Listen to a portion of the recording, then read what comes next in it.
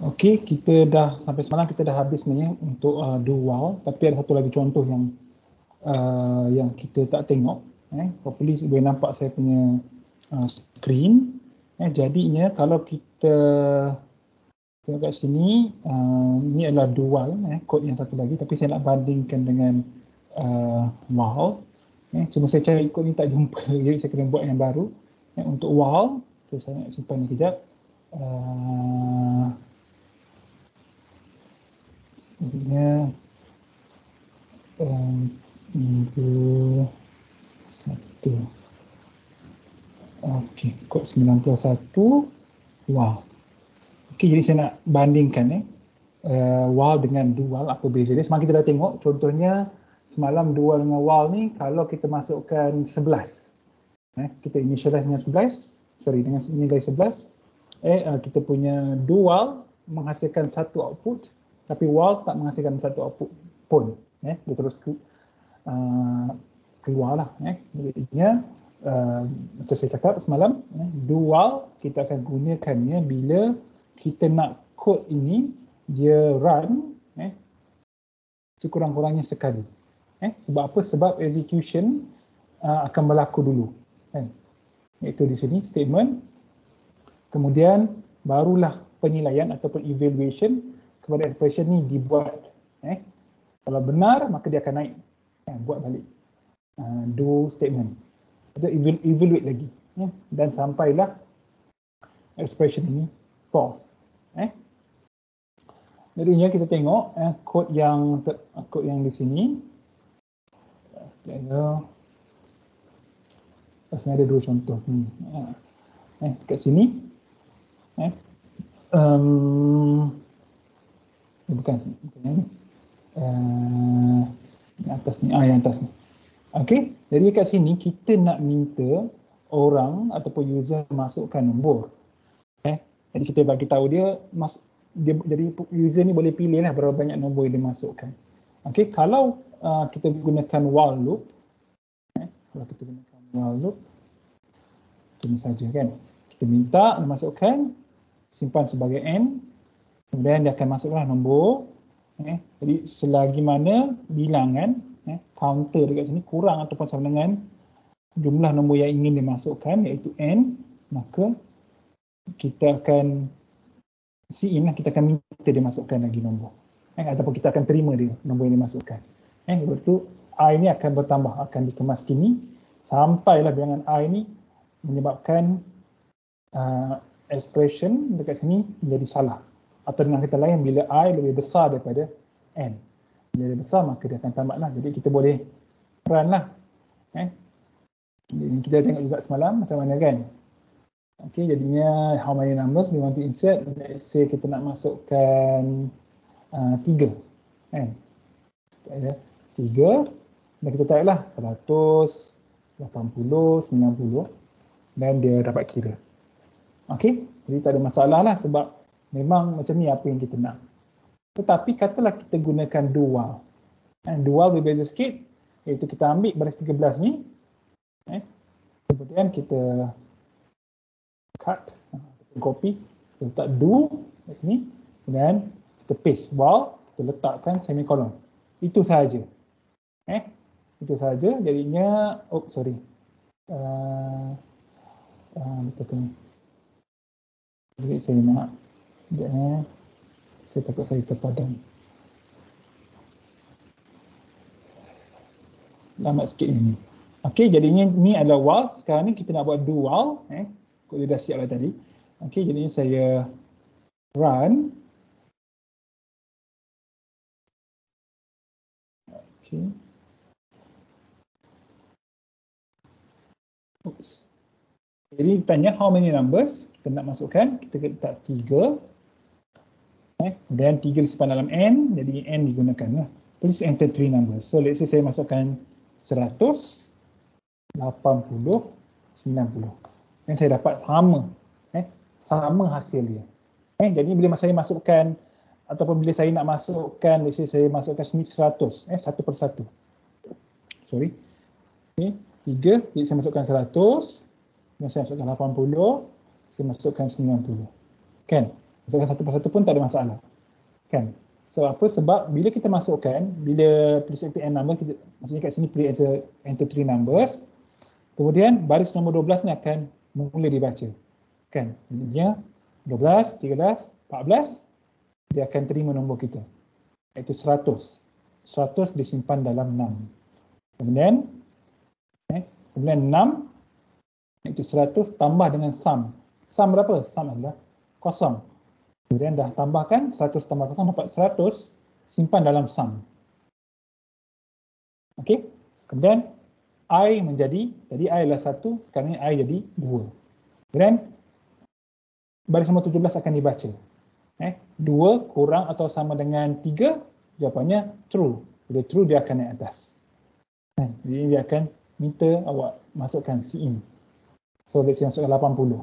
Jadi 80 tambah 100, 180, simpan balik dalam sum iaitu 180, I menjadi 3. 3 kurang atau sama dengan 3, jawapannya ya sebab 3 memang sama dengan 3. Jadi kes sini menjadi true. True, dia akan naik atas lagi. Dari Cin masukkan, kita masukkan 90. 90 tambah 180 adalah 270. Kemudian dah tambah, simpan balik dalam sum. Kemudian I menjadi 4. 4 kurang atau sama dengan 3, jawapannya false. Bila false, terus tamat. Dia tak naik dah. Okay, jadi basically kita nampak output while dengan do while loop sama. Kan? Tetapi, kita boleh cuba katakan kita nak ubah dia sikit kan. Let's say kejap ya, kalau kita nak ubah looping ya, yang ni kat sini kita gunakan counter kan. Kat sini kita buat counter control do while loop. Counter control do while loop, jadi tak ada beza. Tetapi katakan kita nak gunakan apa yang dipanggil sebagai sentinel control do while loop. Jadi kita nak ubah. Jadi saya nak simpan dia sebagai, sekejap ya, 91, 92, 93. 3, 2.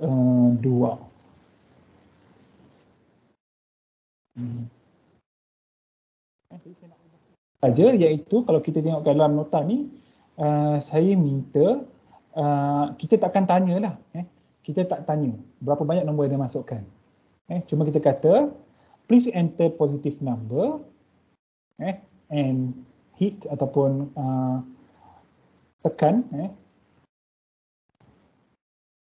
positive number and hit -1 to finish. Kan, maksudnya -1 dekat sini adalah kita punya sentinel. Kan, jadinya saya nak buang yang lain-lain ni. Ini saya tak perlu, sebab saya tak perlukan n kan. Saya tak perlu yang ni. Yang ni pun saya tak perlukan. In fact, saya tak perlukan, tadi n ni adalah nombor, bilangan nombor yang kita dah tentukan di peringkat, di permulaan kan. Ditentukan tu maksudnya ditentukan oleh pengguna.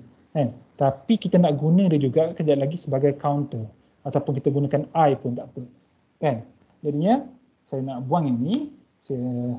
Okay, kemudian saya create sentinel const dan int sentinel -1. So apa -1? Sebab -1 ni akan digunakan untuk menamatkan kita punya loop. Okey, kemudian apa lagi? Kita buat, tak perlukan n. In fact, kita tak perlukan I ni, kita letak sebagai kosong. Jadi kat sini, kenapa kita perlukan I? Sebab kita perlukan I adalah kerana kita nak kira berapa banyak nombor yang dimasukkan. Jadinya nilai I ni dia bukan pemalah. Tadi ataupun kod sebelum ni nilai I ditentukan oleh pengguna. Mula-mula dia dah bagi tahu. Kan? Ataupun N lah sebenarnya tadi. Jadi kat sini saya nak gunakan I. Kemudian bilangan saya gunakan I juga. Kemudian kat sini while, okay, while num not equal to sentinel.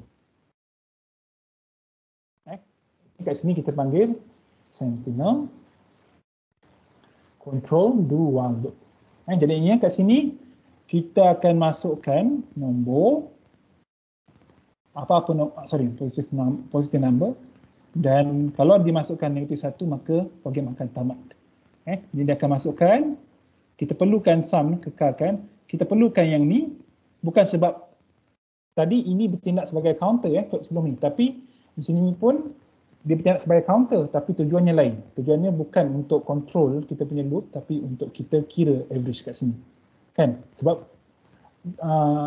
C++ dia tak akan tahu berapa bilangan nombor yang telah dimasukkan kecuali bila kita sendiri yang bagi tahu. Tadi ini kita cuba.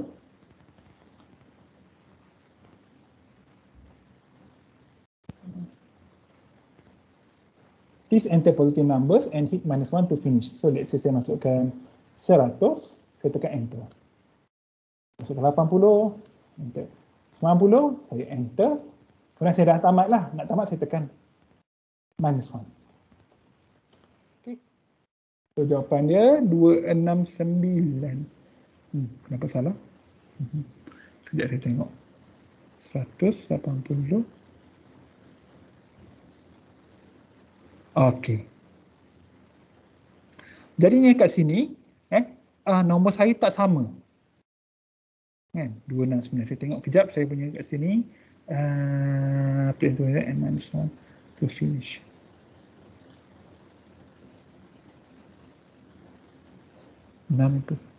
Sebab apa tak sama? Sebabnya nombor yang terakhir tu. Nombor yang terakhir saya masukkan mana tu ni? Iaitu -1 ni. Dia dikira dalam sum. That's why saya dapat 269 kan. Jadi kalau kita analyse, kita analisis kita punya kod, let's say kita bermula dari yang pertama, Cin kita masukkan 100.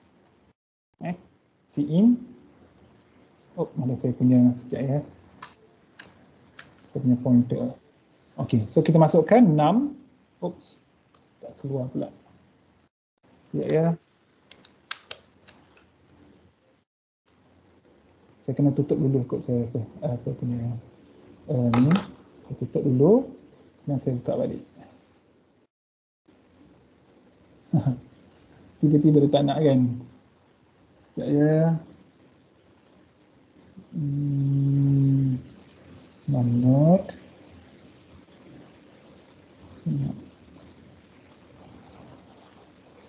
Okey, sekali boleh kot. Jadi kat sini saya ada 6. Mula saya masukkan 100. Kemudian saya ada sum. Kemudian saya ada I. Mula I sama dengan kosong. Mula I sama dengan kosong. Kemudian saya masukkan 6 iaitu 100. Saya masukkan 100. Kemudian sum dekat sini adalah 0 tambah 6. Jadi saya dapat 0 tambah 6 iaitu 100, saya dapat 100. Jadi nilai sum yang baru adalah 100. Kemudian I sama dengan I tambah 1 kan. Jadi I saya daripada 0 menjadi 1. Kemudian berlaku perbandingan kat sini. 6 adakah sama dengan sentinel? 6 adalah 100. Sentinel adalah negatif 1, jadi tak benar kan. Jadinya expression kat sini 6 not equal to sentinel. Jawapannya true. Kemudian ni atas balik. Jadi sin 6 80. Sekarang I dah 1 kan. Okey. 80. Kemudian sum adalah sum plus 6. Jadi saya dapat 100 tambah 80 iaitu 180. Kemudian I equals to I plus 1. Jadi kat sini I naik daripada 1 menjadi 2 lah. Kemudian 6 not equal to Sentinel. 6 adalah 108, adalah 80. Sentinel 91. Jadi memang tak sama lah. Bila tak sama, jawapannya true. Sebab memang tak sama. Kan? Untuk naik atas balik, kita masukkan 90. Kemudian sum menjadi 180 tambah 90 iaitu 270. I menjadi 2 tambah 1 jadi 3. Kemudian kat sini 6 not equals to Sentinel. Kan maksudnya 90 tidak sama dengan 91. Jawapannya ya, memang tak sama pun. Kan jawapannya true. Bila true, dia akan naik sekali lagi kan. Naik sekali lagi Cin 6. Kan sebabnya yang terakhir tadi saya dah nak berhenti dah. Jadi saya masukkan -1. Kan? Jadinya nombor yang terakhir itu 6 adalah -1. Kan? Sum adalah sum plus 6, maka kita dapat 270 tambah -1 dapat 269. Okey, kemudian I plus 1. Maksudnya kat sini daripada 3 pergi 4. 3 pergi ke 4. Kemudian diberi kat sini pula. 6 not equals to Sentinel. Kan? 6 adalah -1 saya masukkan tadi. Kan? Jadi jawapannya -1 tak sama dengan -1. Salah lah sebab -1 memang sentiasa sama dengan 1. Jadi jawapannya kat sini, memang sentiasa sama dengan -1. Jawapannya adalah false. Jadi saya dapat saya punya macam ni lah. Saya dapat saya punya sum adalah 269. Kat sini sum adalah 269 bahagikan dengan I. 269 bahagikan dengan apa? Lagi 4 lah kan? 6 kali 4 4 kali 6 24, 29 kan? Itu kemudian 4 bagi 6 4 kali 6 24 5 dapat 60 something kan? 67 4 kali 7 lah 28 kan? 4 kali 7 28 10 25 kan? 67 dan 0.25. Jadinya kat sini kita punya dual ni tak sesuai untuk kita gunakan untuk kita ambil data. Sebab apa? Yang data yang terakhir itu dia akan dikira dalam sum ataupun dalam 6 dan juga I. Okey? Jadinya itu sebab kurang sesuai lah. Okey? Ataupun sebenarnya kita tengok macam dalam saya tak ulas sebenarnya isu di dalam nota tu kan. Tapi sebenarnya isu yang sekarang ni lah. Tapi kalau tengok dalam nota tu sebenarnya kalau kita run sekali saja. Let's say kita tak ada input yang nombor positif. Kan? Kita nak terus tamatkan. Jadi kalau saya tekan -1 maksudnya tak ada input apa-apa lah. Dia terus dia kira juga the sum is -1, the main value is -1. Sebabnya I kita sama dengan 1. Kan? Jadi -1 bahagi 1 dapat puratanya -1. Which is kita tak nak pun benda tu. Jadi ada keadaan yang sesuai untuk gunakan dual, ada keadaan yang tak sesuai gunakan dual. Jadi kita guna while saja pun boleh, ataupun kita gunakan for loop kalau kita rasa sesuai. Jadi saya terfikir kita boleh tambah sebenarnya. Sikit kita nak ubah sesuai, saya tak pasti appropriate ke tak. Okay. Saya letak 94. Saya nak letak exit. Kalau masih nak gunakan dual, boleh. Jadi saya nak tambah kat sini. Bawah C6 ni, saya letak jika if 6 equals to Sentinel.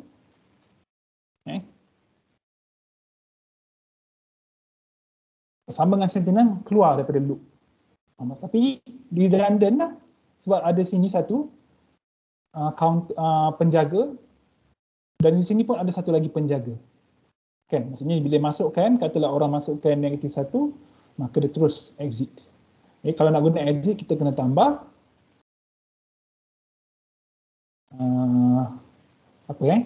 cstd lead.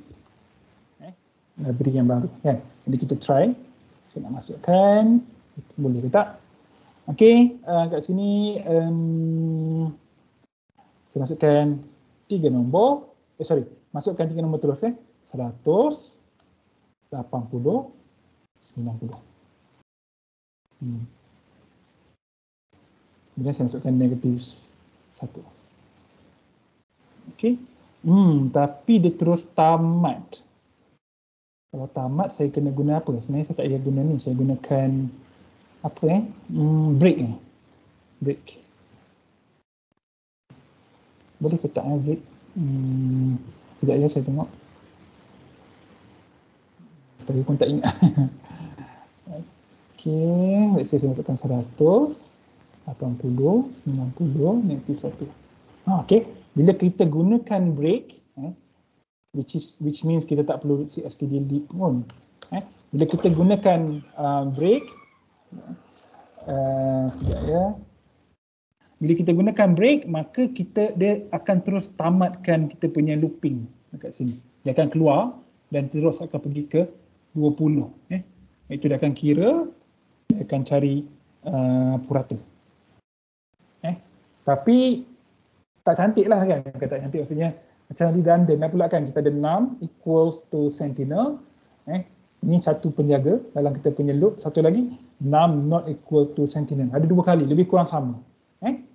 Jadinya tapi kod tu jadi, cuma gitulah, dia macam redundant. Tapi boleh je kalau awak buat coding kan, awak mesti awak bagi jawapan macam tu kan, dan kod tu berjalan kan, dapat apa yang awak nak. So sebenarnya tak ada masalah. Okey, ada apa-apa ke isu kat sini? Okey, break pun okey doktor kalau tak silap. Itulah. Okey. Oh, Imran ada terima kasih Imran. Imran tu Cik Imran kan. Okey, saya pun tak ingat dah. Okey, guna break. Okey, dekat sini dah. Okey. Tapi saya ingat saya tak bincangkan pasal break ni dekat sini kan. Okey, nanti saya akan letak, saya akan kemaskan nota ni, saya akan letak contoh break dekat sini. Okey, jadi kita dah habis sampai, kalau kita tengok kita punya performa, sebenarnya kita dah habis untuk kita punya topik iteration ni, iaitu while, do while dengan for kan. Okey, jadi kita nak try buat satu soalan, tak susah pun Okey, kita cuba buat soalan ni.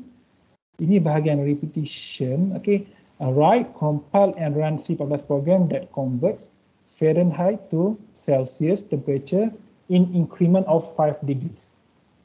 The initial value of Fahrenheit temperature and the total conversion to be made should be requested as user input during program execution. Recall that, ni formula dia lah. Kita nak convert sekarang ni daripada Fahrenheit kepada Celsius. Kita gunakan formula ni. Maksudnya kalau tak tahu pun tak apa. Maksud saya kalau tak hafal formula ni pun tak apa, sebab dia dah beri. Kemudian dia kata increment sebanyak 5. Kemudian the initial value of the Fahrenheit temperature, maksudnya nilai yang awal tu, should be requested as user input during. Maksudnya kita kena minta dia masukkan nombor yang pertama tu. Let's say kita nak start daripada 30 Fahrenheit. Jadi nilai 30 tu dimasukkan oleh user. Jadi nilai tersebut akan secara automatik akan dinaikkan sebanyak 5. Maksudnya kalau dari 30, 35, 40, yang peningkatan tu berlaku dalam kod yang awak tulis. Kemudian total conversion to be made should be requested as user. Saya ingat yang ni total conversion ni adalah bilangan n. Let's say awak nak buat 30, awak start buat 30, awak nak buat 10 kali. Maksudnya n sama dengan 10.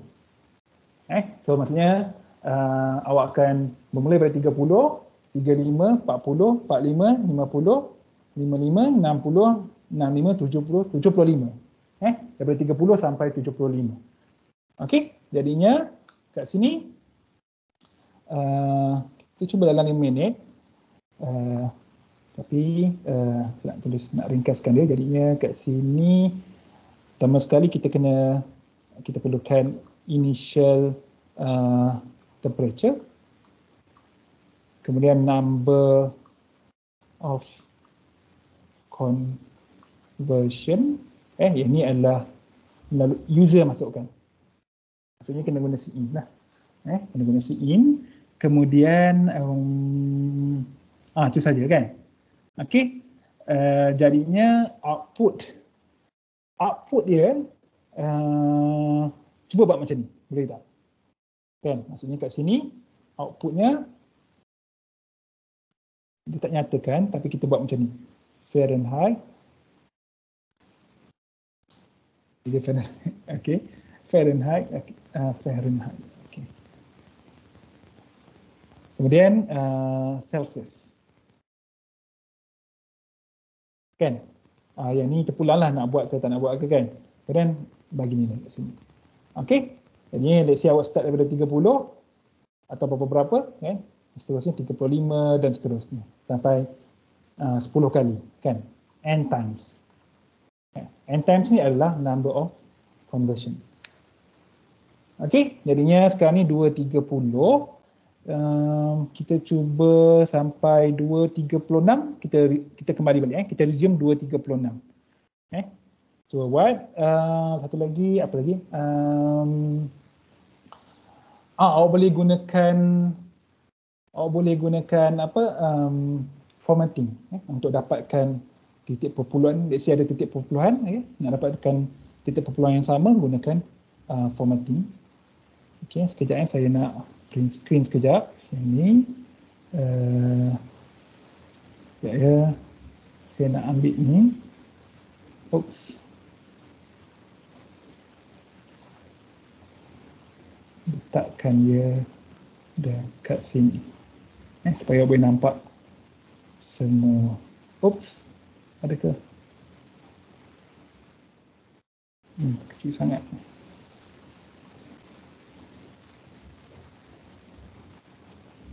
Okay, hopefully boleh nampak. Okay, so kita kembali balik 2.37 lah. Dah seminit dah tadi. Okay, 2.37. Okay.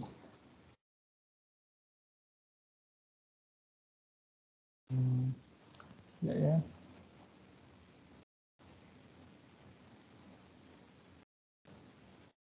Silap. Sekejap saya stop balik. Window. Okay, kalau tak nampak bagi tahu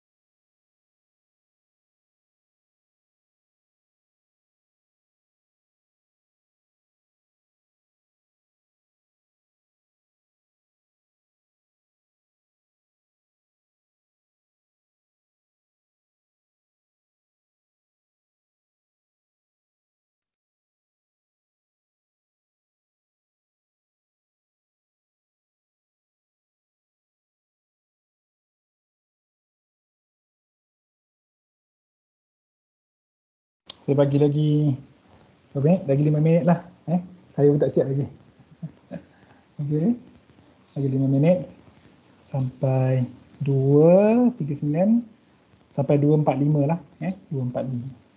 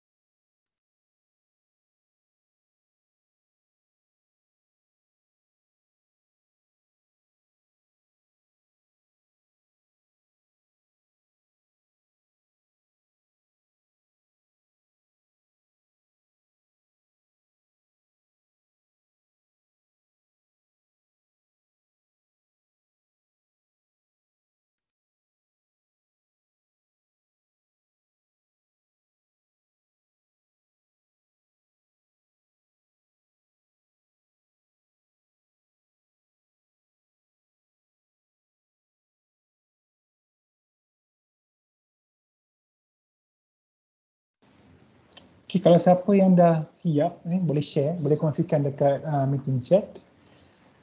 Okay.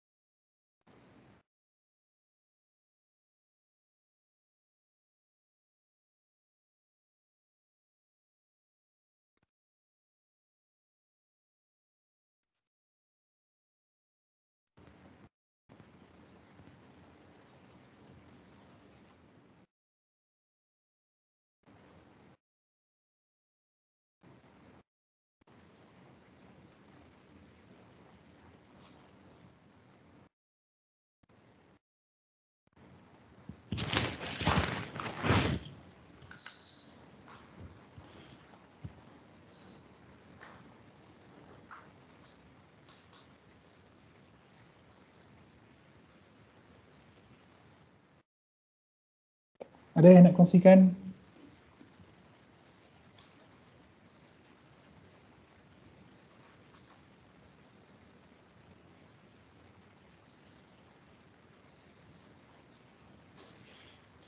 Ifah Asma, boleh kongsikan apa yang awak dah cuba? Hanya perlu print screen, tekan butang Windows, kemudian butang print screen, dan awak paste.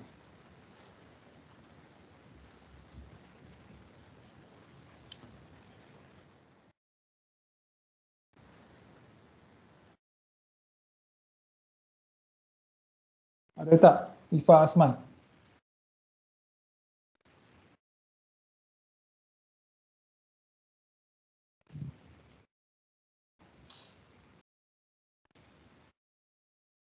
Tak datang ya? Kira tak datang lah ni kalau tak ada.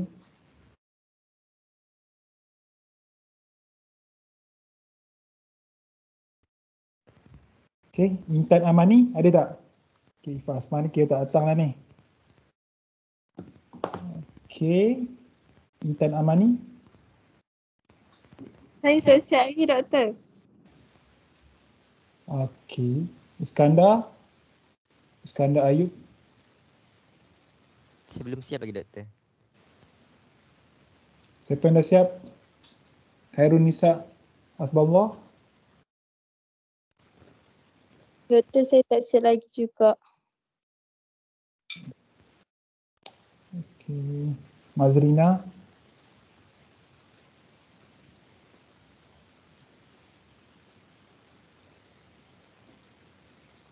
Ada tak ni? Nama tak ada ni, kita tak datang lah walaupun boleh nampak namanya di sini.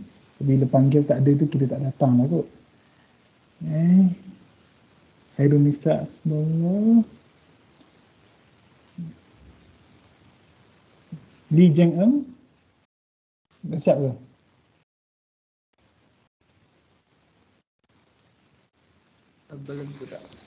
Belum lagi. Okey, kalau tak siap bagi tahu lah, tak siap kan. Okey, kalau tak siap bagi tahu. Saya tahulah yang tak siap kan, jadi boleh kita tambah masa lagi. Okey, kita cuba lagi berapa minit? 2.47 sampai 2.52.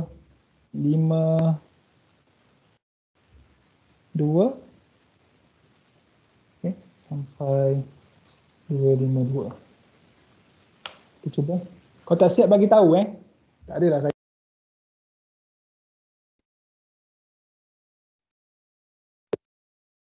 Okey, tak ada saya cakap seorang-seorang. Okey.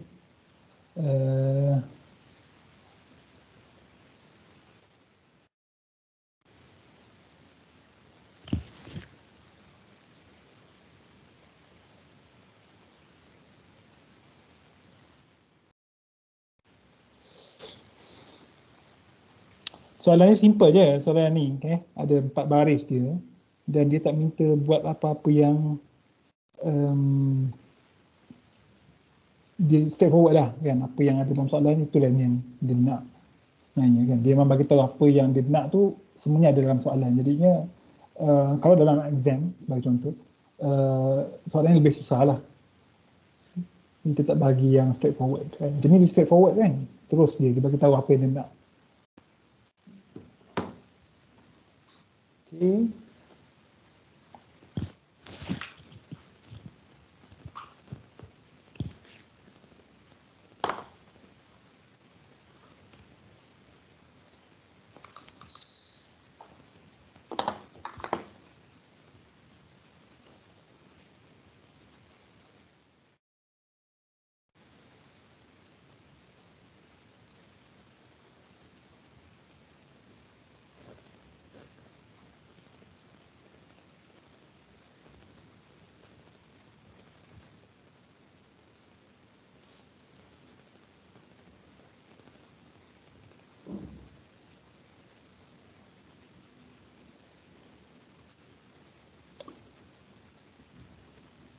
Fatin Amira dengan Amira Asia Khalid dengan Amira Syafika ni yang Amira Syafika dengan Asia Khalid ada output Fatin Amir Atira tu tak ada output. Boleh tak awak print screen dia punya output sekali?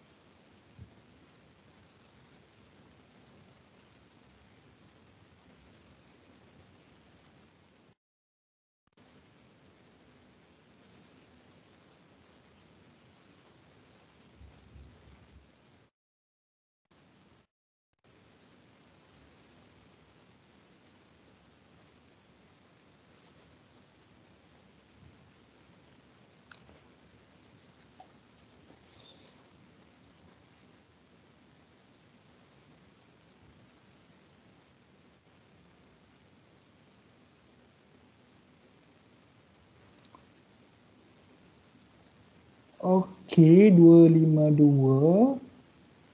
Saya nak share balik saya punya screen. Kalau tak nampak bagi tahu ya screen saya. Ni soalan ni macam saya cakap lah, dia soalan yang straightforward lah, soalan yang teruskan direct kan. Jadinya kalau awak rasa ada masalah, maksudnya awak perlu lagi buat banyak lagi latihan.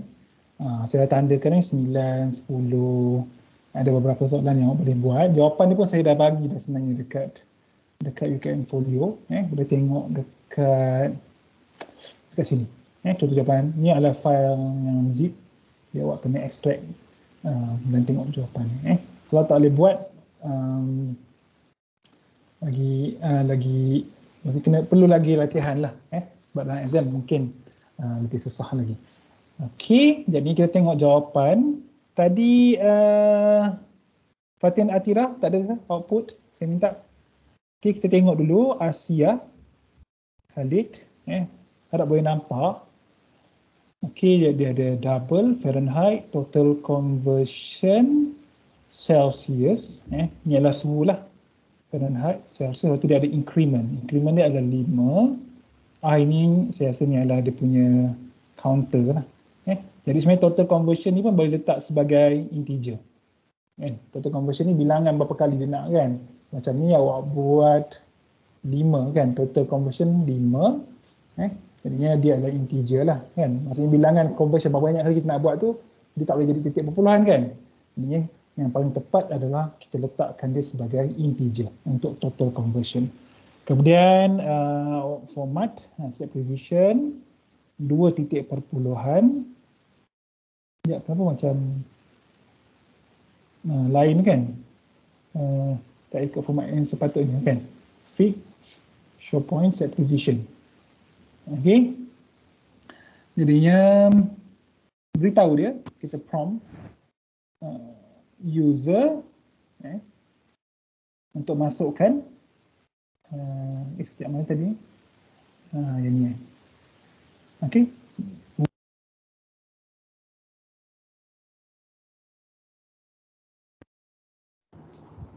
Doktor mute.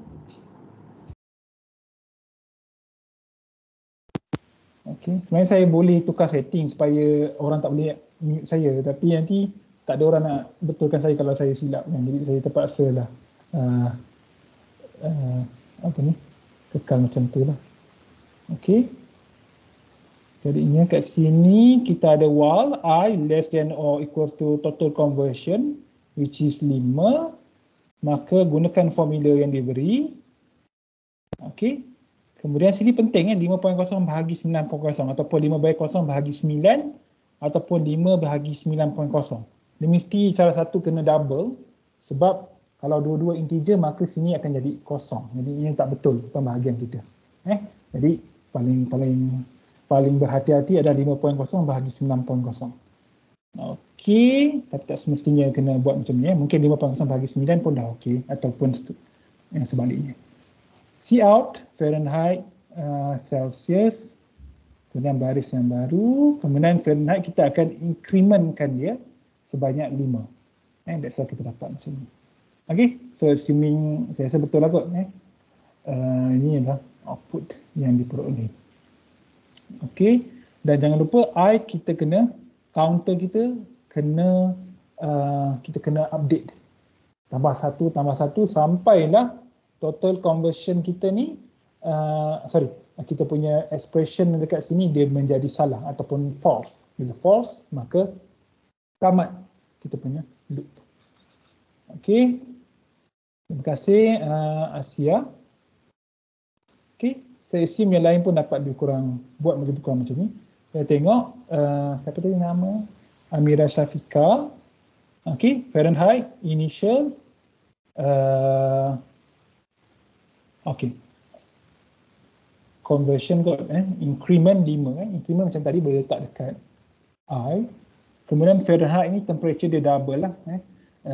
Kemudian Fahrenheit initial. Okey.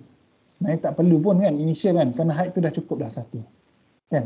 Sebab awak letak equals dekat sini. Okey. Tapi kalau betul tak ada masalah lah. Okey. Kemudian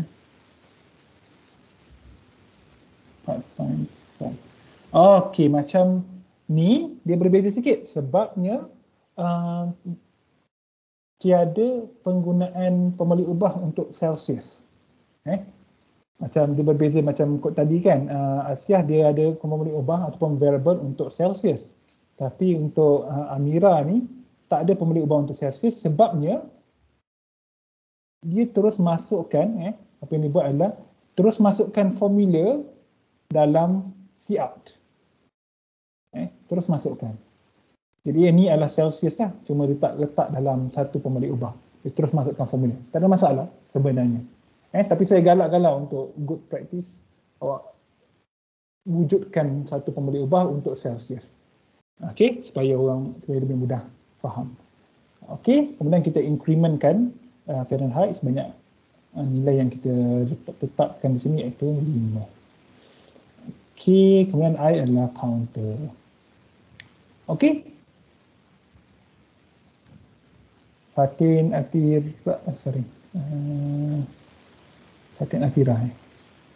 Okey, kalau yang ni macam mana? 30, 35, fit show point set position, Celsius, pasti plus 5. Okey, betul lah. Betul lah ni. Okey, itu 1.11, 1.67. Sama tak? Nilai. Betul lah. 1.11, 1.7 sama jawapan ni. Okey, terima kasih. Sebab tunjukkan hasil kerja awak. Yang lain saya anggap buat macam ni jugalah. Okey, jadinya untuk saya tunjukkan jawapan saya. Sebenarnya lebih kurang je. 8 sekejap mana. Jadinya kalau selain daripada kita gunakan while loop, saya rasa yang paling kita boleh juga gunakan for loop. Sebabnya kita tahu n. Kita tahu n. Kat file saya tak jumpa pun. M7 K1 betul lah. Jadinya M7, oh sorry ni M6 M7 K1. Okey, jawapan saya sebenarnya lebih kurang je. Jadi saya gunakan, kalau saya gunakan while loop macam ni lah. Saya gunakan temp F, temp C, saya minta masukkan, kemudian saya gunakan while, kemudian saya I++ ni kita boleh letak dekat bawah pun boleh, tak ada masalah. Kan? Ini dia susunan dia je. Jadi kalau kita nak konsisten, kita letak kat bawah pun tak apalah. Saya nak adilkan sekejap. Macam ni, saya letak macam ni. Okay, kalau saya run. Okay, please type the initial temperature in Fahrenheit, let's say sampai 30. Kemudian type the number of conversion to be made, let's say saya masukkan 6. Dan saya dapatlah gini. Kalau nak cantik lagi, of course lah awak kena tambah header. Awak letakkan dia punya tajuk dia kan, Fahrenheit, Celsius. Okay, ini saya formatkan dia. Guna set W.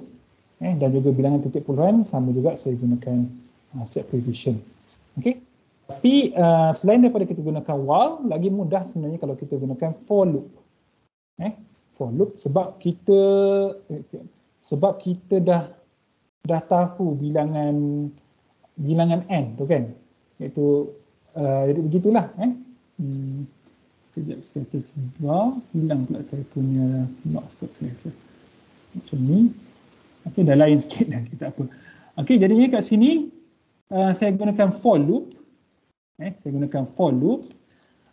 I bermula daripada 1, sama juga macam ni. I bermula daripada 1. Kemudian I kurang daripada atau pasangan n, I++.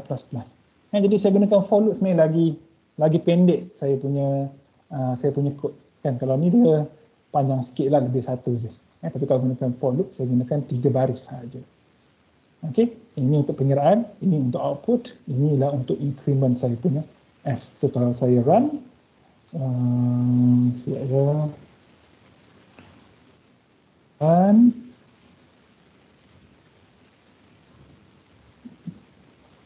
nampak pula. Type the initial temperature 30, berapa banyak? Saya nak buat 6 dan dapatlah macam tadi. Okey, jadinya saya cadangkan mungkin paling sesuai, paling simple, paling cepat adalah gunakan for loop. Selain daripada while loop. Okey, kalau do while pun mungkin boleh, tapi kita kena adjust. Sikit lah. Which saya pun masa sedikit.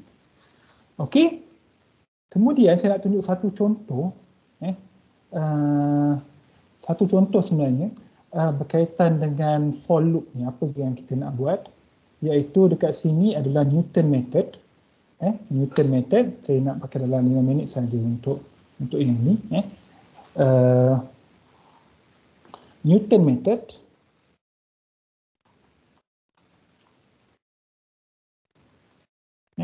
Ini dipanggil sebagai, apa yang dipanggil sebagai root finding algorithm. Dia salah satu contoh Newton method ni. Let's say kita ada saya boleh kata persamaan yang tak linear kan. Contohnya kalau kita ada yang linear, contohnya kalau kita ada berapa? Kita ada fx sama dengan 2x tambah 3. Jadi saya kata dapatkan punca kan, bila kita dapatkan root. Jadi root ataupun dalam sebenarnya punca lah kan, kita belajar punca dia, iaitu ini bermaksud fx sama dengan 0. Jadi apa yang kita akan buat selalunya, kita akan buat bila fx sama dengan 0, ini bermaksud 2x tambah 3 sama dengan 0, dan kita akan dapat x sama dengan -3/2. Kan, jadi ini kita boleh calculate ataupun kita boleh kira dengan menggunakan tangan. Tapi ada banyak keadaan sebenarnya yang mana kita perlukan root finding algorithm ni sebabnya persamaan yang kita gunakan adalah persamaan yang tak linear. Persamaan yang susah lah. Contohnya kat sini, katakan awak ada suatu fungsi. Awak ada suatu fungsi fx sama dengan cos x tolak x. Jadi kat sini, fx sama dengan cos x tolak x. Saya kata dapatkan x ataupun punca bila fx sama dengan kosong. Jadi awak nak selesaikan dengan dapatkan x bila fx sama dengan kosong.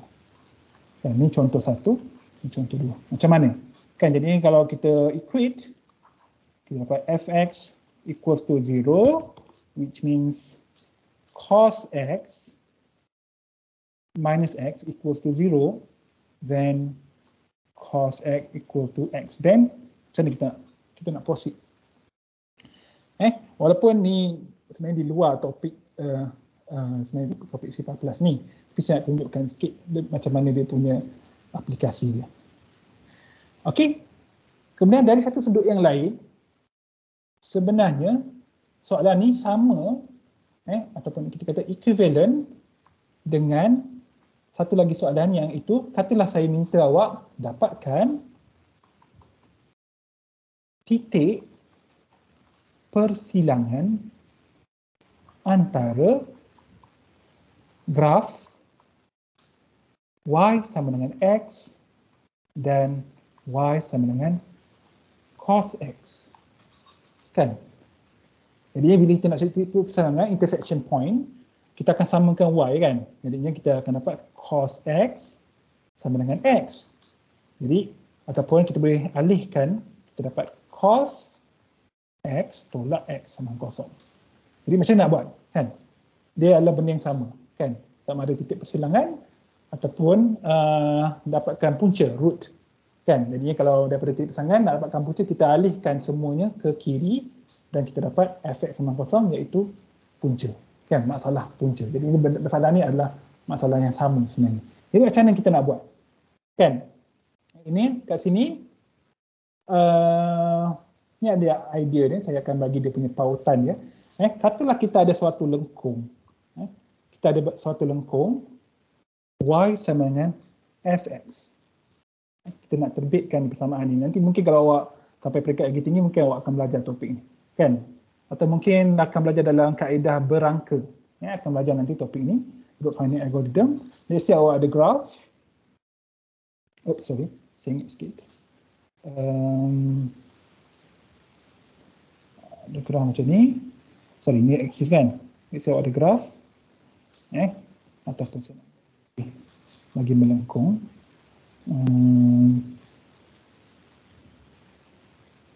Macam ni.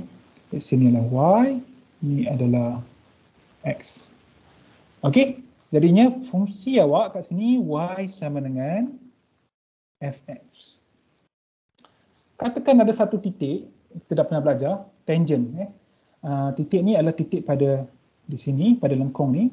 Kemudian awak ada satu garis tangent pada titik tersebut. Jadi saya nak lukis garis tangent di sini. Ini garis tangent. Saya buat putus-putus sebab tak nak serabut. Jadi saya dapat persilangan antara garis tangent di sini dengan ada persilangan lah, garis tangent dengan paksi x. Jadinya kat sini titik yang mula-mula ni kita namakan ni sebagai x kosong. Kemudian kita ada satu garis tangent macam ni. Garis tangent ni dia memotong atau memintasi paksi x pada suatu titik yang kita namakan sebagai x1. Jadi sebenarnya kita boleh derive persamaan untuk x1 ni. Macam mana? Dengan menggunakan persamaan linear kan. Jadi kat sini kita ada lengkung y sama dengan fx. Yang ni kita ada titik x kosong. Kita gunakan persamaan macam dalam ni, iaitu kita tahu y sama dengan fx yang bermaksud garis tangent dekat sini dia punya kecerunan dia adalah terbitan ataupun fx. Sorry, saya ada huruf H dia mengganggu. Okey. Jadi kat sini fx, f prime kan. Kemudian kita gantikan x kosong. Sebab apa x kosong? Sebab ini adalah titik x kosong. Okey, jadinya sekarang ni kita dah ada titik sekejap ya. Okey. Jadi kat sini kita ada x kosong, maka di sini ketinggiannya adalah f x kosong. Sebab apa? Sebab lengkung ni adalah lengkung fx. Kan? Jadinya sekarang ni kita ada titik. Sorry, saya nak gunakan warna hitam. Kita ada titik iaitu x kosong, f x kosong. Kemudian kita ada kecerunan iaitu f prime x kosong. Jadi yang kita boleh dapatkan persamaan ni. Kita gunakan persamaan linear y tolak f x kosong sama dengan f prime x kosong x tolak x kosong. Mana saya dapat ni? Saya gunakan formula kalau kat sekolah dulu y tolak y1 sama dengan m x tolak x1. X1 adalah titik kan, iaitu ni dan ni. Jadi saya manipulate saya dapat persamaannya apa? Macam ni lah kan, iaitu y sama dengan f x kosong tambah f prime x kosong x tolak x kosong. Saya dapat macam tu. Macam dalam ni lah, dalam noteng. Saya akan bagi dia punya link. Kemudian saya nak cari koordinat x1. Macam mana saya nak cari? Okey, titik x1 ni kita boleh tulis dia sebagai x1. Saya nak gunakan warna lain, warna hijau. x1 kosong. Kenapa kosong? Sebab dia berada pada paksi y. Jadinya saya gantikan pada ataupun warna hitam pada titik x1 kosong. Saya gantikan, saya dapat y adalah kosong, f sekejap ya, f x cos sekejap ya, saya nak betul dah ni, f x kosong tambah f x kosong. X dekat sini adalah yang kita kena gantikan, iaitu x1 dan x kosong. Kemudian kita manipulate, kita akan dapat x1 sama dengan x kosong tolak f prime x kosong bahagi f x kosong. Terbalik. F x kosong bahagi f prime x kosong. Okey, jadinya bila awak ada satu garis tangent, awak boleh cari titik di sini. Kemudian awak akan ulang proses ni. Awak akan dapatkan garis tangent pada titik x1, tapi ketinggian dia fx1, awak akan dapatkan satu lagi garis tangent yang semakin dekat dengan punca ni. Awak akan ulang dapat sampai x3 sampai hampir, iaitu puncanya. Jadinya bila awak ulang, awak akan dapat satu formula, iaitu formula yang macam ni. Tapi dia berlainan sedikit sebab kita gantikan I kosong dengan I1 dengan N dan N tambah 1. Jadi formula umumnya adalah XN1 sama dengan XN tolak F XN, sorry, tak ada prime kat sini, bahagi F prime XN. Okey, jadinya ini formulanya. Awak akan gunakan formula ni untuk cari punca bagi apa-apa persamaan non-linear, persamaan tak linear. Contohnya persamaan ni, cos x tolak x, untuk dapatkan puncanya. Jadinya awak boleh ulang banyak kali, boleh gunakan for loop. Kat sini saya tunjukkan sikit je, saya punya jawapan, saya punya contoh. Sekejap, mana kodnya? Kod 8. Oh sorry, bukan kat sini. Kod satu lagi.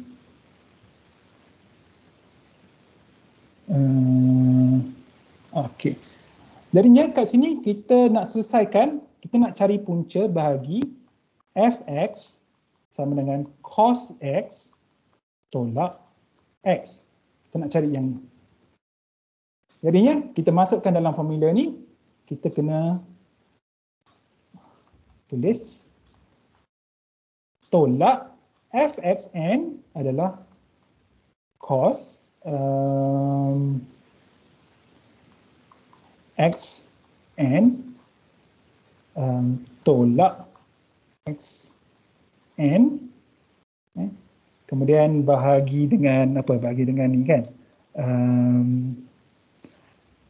Cos adalah kita dapat sin minus sin Sn tolak 1. Macam lain je daripada saya punya ni. Sekejap saya tengok. Newton. Betul. Jadinya kalau diberi soalan ni, awak masukkan je. Awak bezakan, dapat minus sin Xn tolak 1. Jadinya Sn ni apa? Sn ni kita pilih. Let's say saya nak pilih, dalam ni saya pilih, saya pilih 1. Saya pilih 1, kemudian saya nak iterate dia sebanyak 10 kali dan saya nak dapatkan kat sini, ni adalah xn plus 1. Kat sini. Yang lain ni adalah xn, ni adalah cos xn tolak xn bahagi sin xn tolak 1. Jadinya saya akan run dan saya dapat jawapannya dia adalah 0.7390851332. Maksudnya nilai ni dia converge, dia menumpu kepada nilai ni. Jadi ini kekalian besar adalah kita punya punca ataupun penyelesaian bagi masalah fx sama dengan kosong, ataupun masalah bagi persilangan antara cos x dengan x. Jadi kita boleh gunakan kita punya kod 11 ni. Jadinya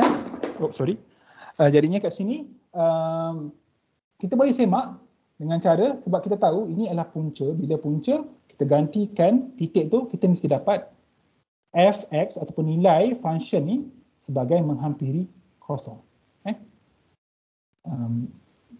Jadi begitulah cara kita nak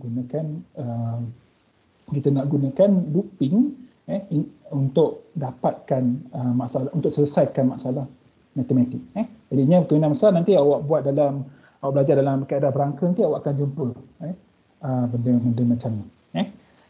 Ada macam-macam lagi masalah dalam kaedah berangka. Contohnya awak diberi vektor ataupun matrix, macam mana awak nak cari, awak diberi matrix, macam mana awak nak cari eigenvektor secara berangka, secara numerical. Dengan kata lain, secara pengaturcaraan komputer. Macam mana? Kan selalunya kita selesaikan, kita dapatkan characteristic equation kan. Kita selesaikan, itu sebab itu soalan yang mudah kan. Tapi kalau soalan yang susah, macam mana kita nak gunakan programming untuk dapatkan penyelesaian bagi masalah-masalah matematik. Jadinya kita rehat dulu dalam 5 minit sampai 3:25 kita akan sambung balik untuk topik yang seterusnya, iaitu teknik file input dan output. 3:25. Sini.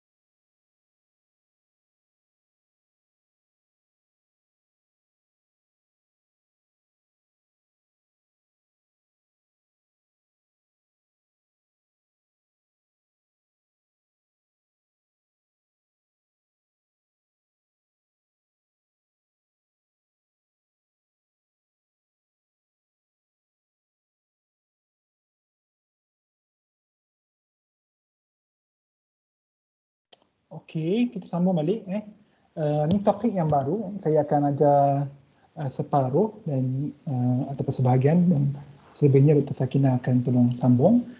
Okey, jadinya sebelum ni kita dah belajar tentang input dan output. Tapi input dan output tersebut berkaitan ataupun hanya menggunakan apa yang dipanggil sebagai standard input device. Ataupun kita namakan ini sebagai keyboard. Saya pernah terangkan sebelum ni. Dia kata standard input device dia adalah input yang asasnya ataupun yang paling basic adalah keyboard.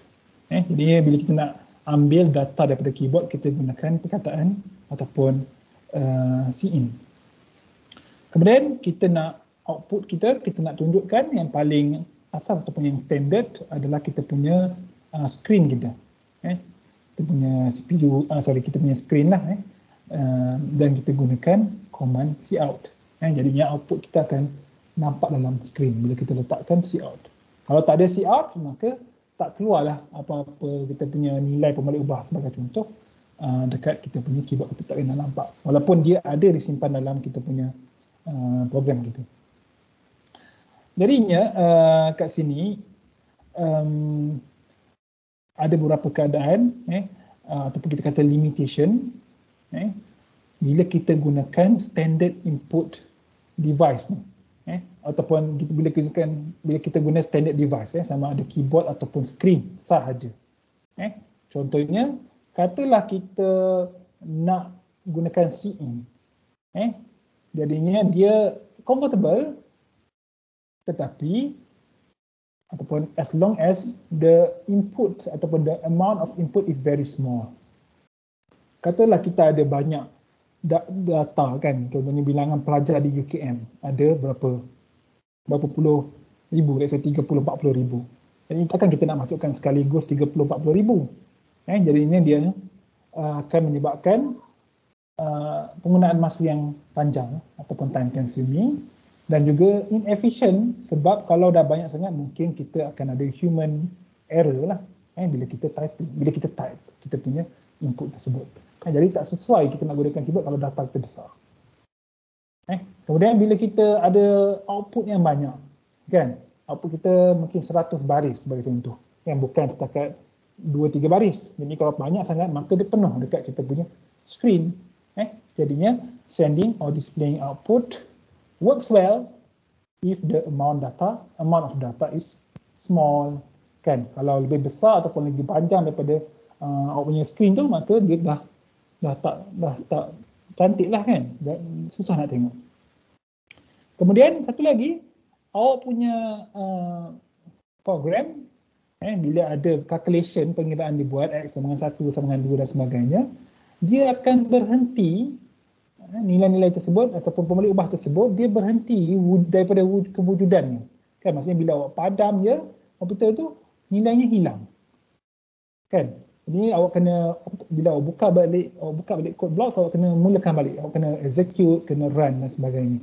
Jadi nilainya tak permanent lah, kan, tak kekal.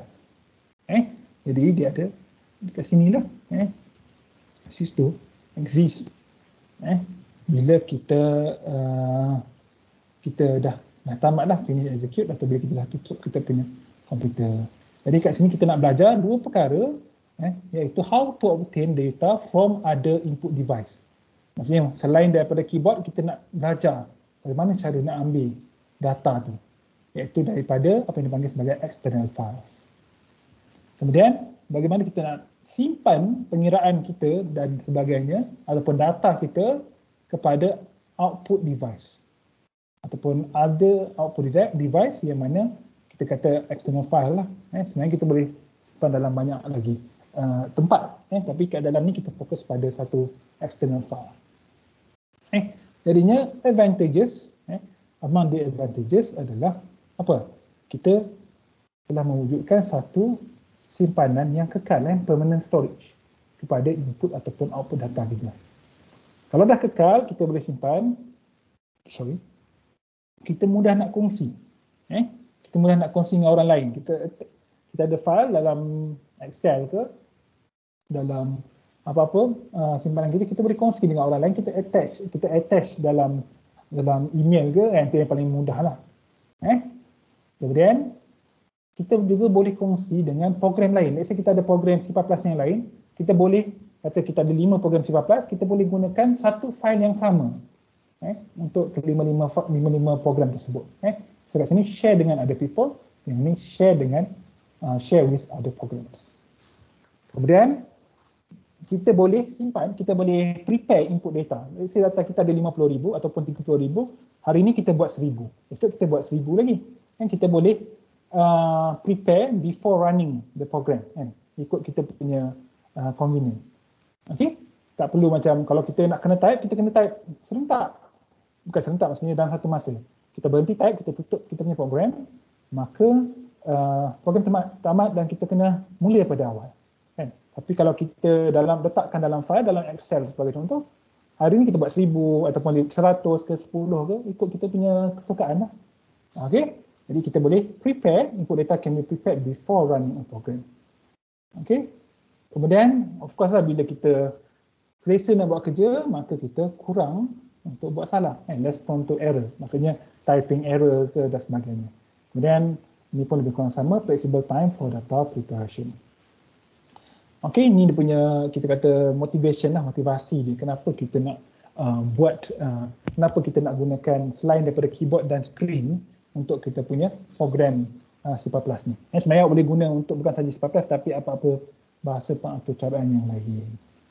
Jadi dia ada 5 langkah. File I/O is a 5-step process. Pertama sekali kita kena include library ataupun header file F-string. Sebelum ni kalau kita tengok dekat file kita ada IO stream. Jadi sekarang kita kena tambah lagi F-string. Yang maksud file stream.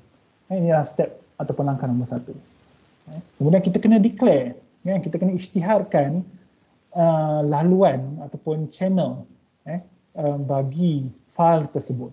Dengan kata lain, sebelum ni kita gunakan C-in dan C-out. Jadi adakah kita nak gunakan C-in dan C-out juga? Tak. Yang paling tidak, jadi kita kena isytiharkan apa yang kita nak guna supaya program kita faham. Okay. Kemudian yang ketiga, connect the file stream object. Maksudnya bila kita dah wujudkan kita punya objek dekat sini, kita nak connectkan, kita nak kaitkan, nak hubungkan dengan file kita. Jadi ada beberapa komponen dekat sini. Kalau saya boleh tulis sekejap ya kat sini. Input output file. Kita ada data kita ada data.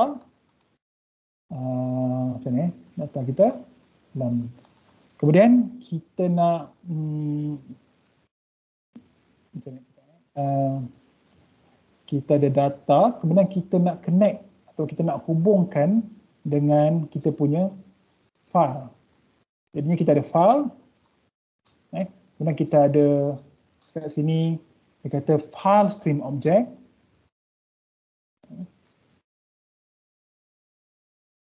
Dan kat sini kita punya kita kata variable, kan? Variables and values dan nilai dia, kan? Apa? Kita nak simpan dia ke dalam file, kan? Jadi kita perlukan suatu channel, satu saluran. Jadi kita kena declare, ini pun kita kena declare. Okey. Kemudian kita connect. Kemudian kita buatlah apa yang kita nak simpan ke, kita nak baca ke, kita akan gunakan objek yang kita create, kita wujudkan tadi di sini, kita akan gunakan dia. Dan dia kena juga guna insertion dan extraction operator. Jadi kita akan tengok. Kemudian akhir sekali kita akan close the file.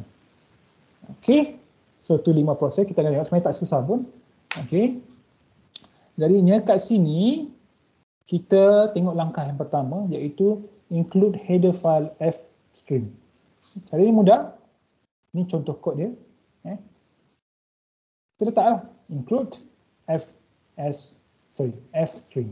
Ini adalah langkah pertama. Ini adalah langkah pertama. Okay, memang kena ada kalau kita buat I/O files, input dan output yang melibatkan file. Kemudian langkah kedua. Langkah kedua apa?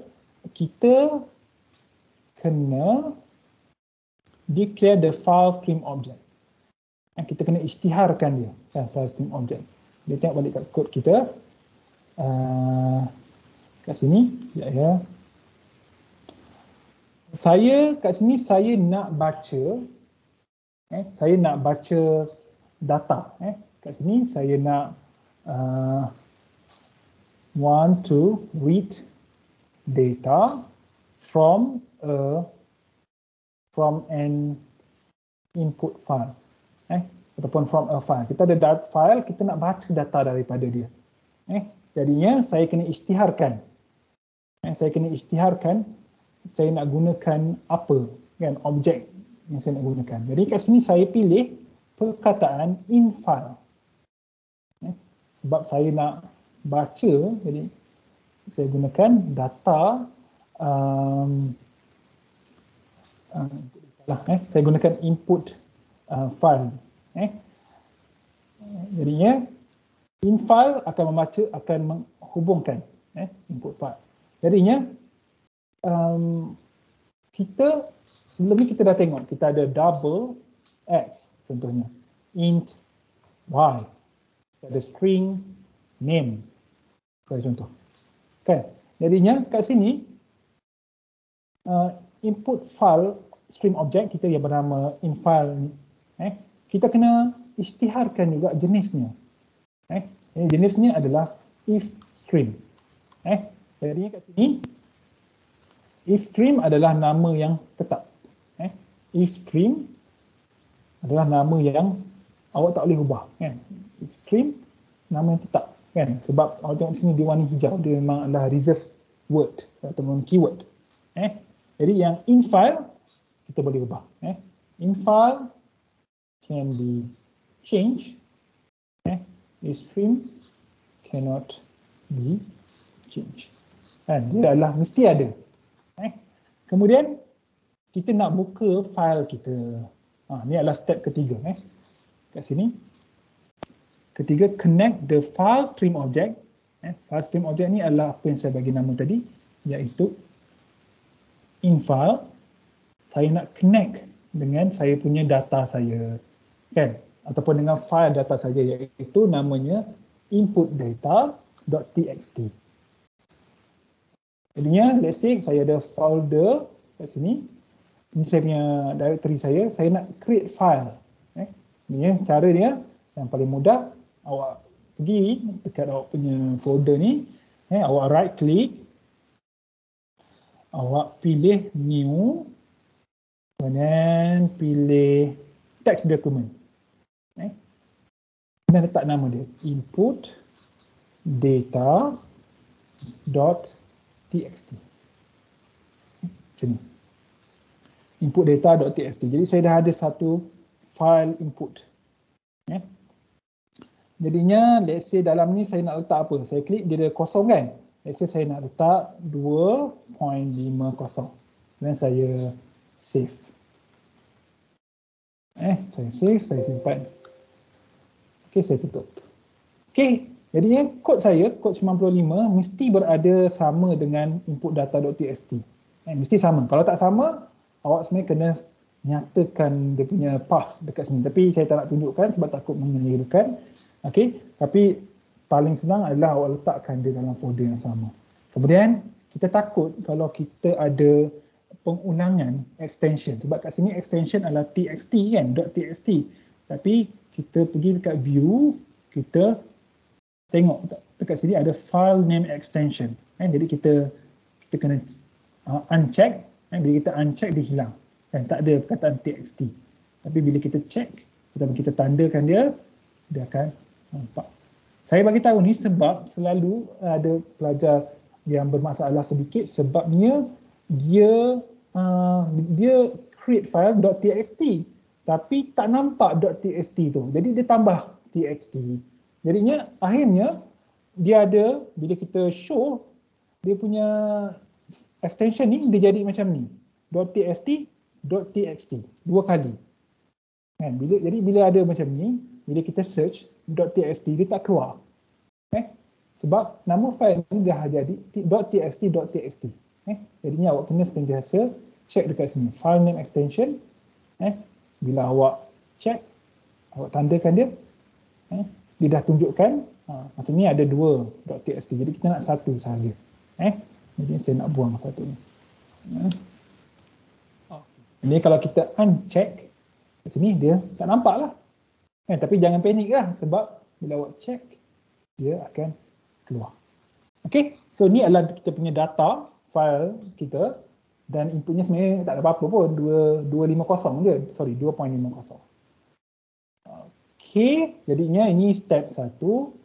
Step 2, kita create in file. Kita boleh gunakan apa-apa nama, contohnya saya nak gunakan saya nak gunakan input, contohnya input object, boleh, tak ada masalah kan, selagi mana apa yang kita gunakan bukan identifier yang disimpan, bukan yang reserve keyword. Jadinya saya nak gunakan in file. Kemudian langkah ketiga, saya nak buka file tersebut, ataupun kat sini tulis connect the file stream object dengan kita punya file kita. Jadi saya nak connectkan dia macam ni lah. Saya ada file, ini saya punya in file. Saya nak connectkan dengan saya punya program ni. Jadi saya gunakan command infile, gunakan nama ni, infile dot open, kemudian saya ada bracket, kemudian nama saya punya file ni. Nama ni kena letak dalam double quote kat sini, sebab string, ingat balik kita belajar string sebelum ni, string kita kena letakkan dia dalam double quote kat sini. Okey. Sebenarnya ini dah ini tambahan, nanti saya akan terangkan. Okey, kemudian itu langkah ketiga. Kemudian langkah keempat, kita nak use the stream object. Maksudnya kita nak gunalah, kita nak baca data tu. Macam mana kita nak baca? Kalau sebelum ni kita gunakan apa? Sebelum ni kita gunakan cin num. Kan? Maksudnya kita akan read ataupun save data entered from keyboard. Arahnya arah ke kanan. Expression operator.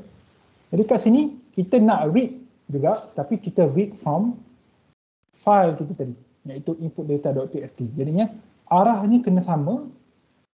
Kemudian num, saya gunakan satu jenis pemboleh ubah yang namanya pay rate. Pay rate ni adalah jenisnya double. Saya dah declare dekat atas ni, baris nombor 7. Pay rate, dia punya jenis ni adalah double. Okey, jadi kat sini saya nak read ataupun saya kata save. Saya read lah, apa tak lagi sesuai ya. Read data from the external file, which is inputdata.txt. Jadi saya perlukan ni pay rate, kemudian insert expression operator, kemudian saya gunakan perkataan infile. Infile ni mana datang? Infile ni datang daripada apa yang saya declare ni. Jadinya bila saya dah declare dekat atas ni, kita isytiharkan kewujudan dia, saya akan gunakannya berulang kali. Iaitu saya gunakannya masa nak buka file ataupun nak hubungkan file dengan program kita, kemudian saya gunakannya untuk saya membaca membaca data daripada file tersebut. Okey, ini saya tutup, saya delete yang tadi. Okey, ini saya akan baca. Jadi saya baca daripada file dan saya akan simpan dalam pay rate. Pay rate. Kemudian pay rate dah ada nilai dalam komputer kita. Kita boleh gunakannya mengikut apa yang kita nak. Dalam kes ni saya nak apa? Saya nak cout je sebenarnya. The pay rate read from the file is pay rate. And line. Mana datang ni? Datang pay rate ni, nilainya datang daripada apa yang kita baca dekat sini. Nanti kita tengok betul ke tak dia baca. Kemudian langkah kelima, kita nak close file. Close file senang je. Close file sama macam open tadi. Maksudnya kita gunakan perkataan in file, iaitu apa yang kita namakannya, namakan objek kita, infile.open kurungan nama. Tapi kalau nak tutup file, infile.close kurungan. Tak perlu lagi nak letak input data .txt, tak perlu pun. Sebabnya dia program kita ni memang dah tersedia terhubung dengan file tersebut. Jadi dia dah tahu dah, tak perlu nak bagi tahu dah. Kau kena disconnect dengan file ni, tak perlu. Memang dia tahu. Itulah file yang kita connected sebelum ni, jadinya kita akan terus disconnect. Jadi dia tak perlu nak bagi tahu pun, jadi kita tinggalkan kosong. Kemudian kita see out, ni terpulanglah kan. The file has been successfully read, ataupun kalau tak nak letak pun tak apa, saya komen je. Okey, jadinya inilah 5 langkah. Ini masukkan string, kemudian kita declare, kita declare in file sebagai if string, kemudian kita buka file ataupun kita connect dia, kemudian kita baca data daripada file kita, kemudian kita close. Dah buka mesti close. Mesti close. Jadi kita run. Kita run. Okey. Dekat sini kita jangkakan hanya akan ada satu baris output saja, iaitu pada cout dekat sini. Sorry. Jadinya kita run, kita dapat the pay rate read from the file is 2.5. Jadi 2.5 adalah pay rate. Kita tak masukkan pun nilai 2.5 ni. Tapi nilai 2.5 ni diambil daripada pay rate, yang mana pay rate sebenarnya nilainya diambil daripada kita punya folder ni. Kat sini 2.5. Jadi kita dah baca dah. Okey.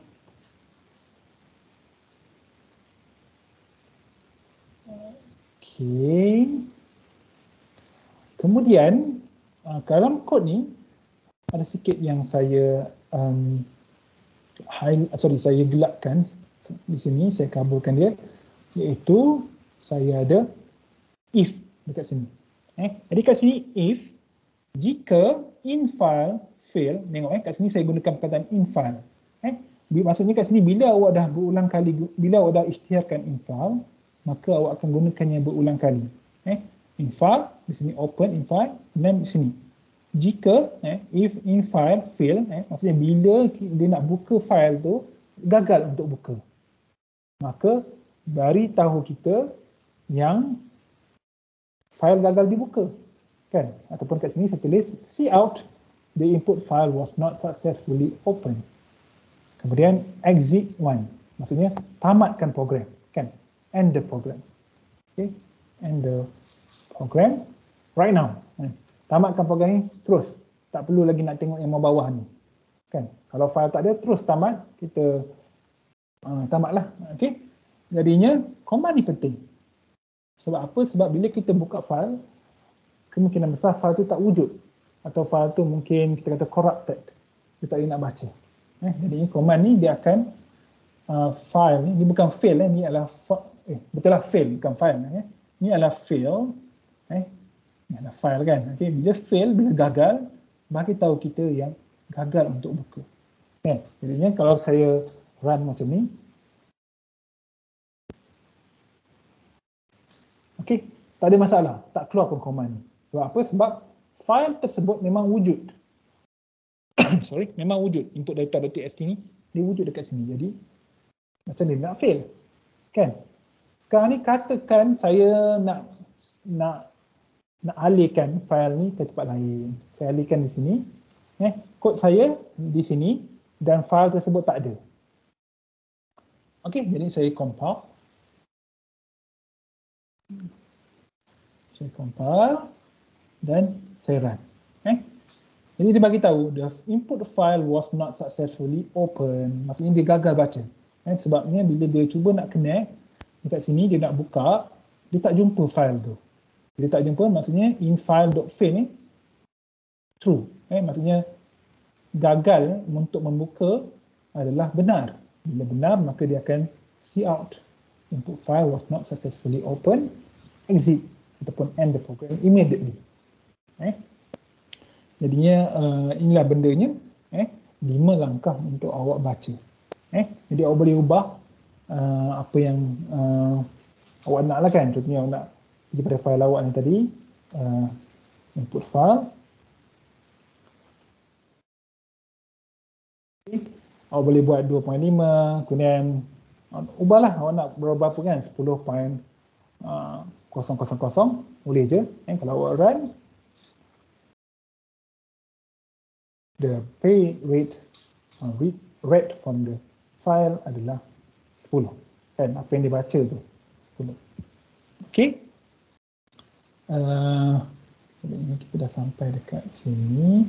Okey, nanti minta awak tolong tengok dan juga Dr. Sakinah akan sambunglah kan.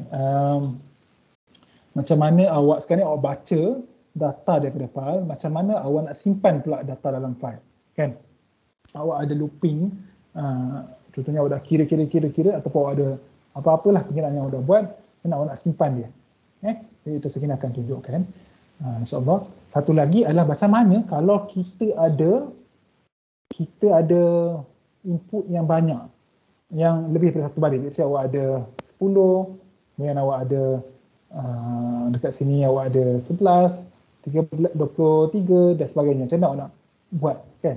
Jadi kat sini kita kena gunakan sebagai contoh while loop. Jadinya penting looping tu sebabnya awak akan gunakannya banyak kali. Dalam ni awak guna, dalam array, dalam function, semuanya awak akan guna nanti. Okey, jadi sampai sini untuk topik ni. Okey, ada apa-apa soalan ke? Saya rasa mesti semua belah. Mungkin ramai yang blur kot. Okey. Apa-apa ke yang kat sini? Okey, tak apa. It's okay. Berkaitan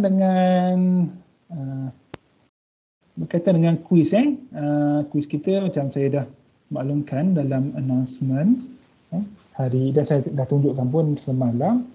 Okey, kuis kita hari Jumaat Jumaat 26 November, kemudian 30 minit, 7 pagi sampai 7 malam. Maksudnya awak boleh pilih mana-mana lah. 7 pagi sampai 7 malam. 7 malam dia akan tutup. Jadinya waktu yang terakhir, kalau awak nak cukup 30 minit tu, awak kena mula kuis pukul 6.30. Kalau awak mula lewat daripada 6.30, maka awak takkan dapat 30 minit ni. Kemudian ni ada topik-topik, saya dah bagi tahu. Bilangan soalan 10, jumlah markah adalah 10%. Dia sama macam sebelum ni. Nanti awak scroll dekat bawah, dia akan keluar kuis 2. Akan keluar kuis 2. Jadinya awak terus klik lah. Okey, itu saja daripada saya. Saya minta maaf atas segala kekurangan sepanjang kursus ni, terutamanya bila memeningkan kepala awak semua kan dengan topik-topik yang awak tak biasa. Okey, so itu saja daripada saya. Tak ada apa-apa. Assalamualaikum warahmatullahi wabarakatuh. Jumpa lagi tahun depan. Thank you, Doktor. Thank you, Doktor. Thank you, Doktor. Thank you, Doktor. Thank you, Doktor.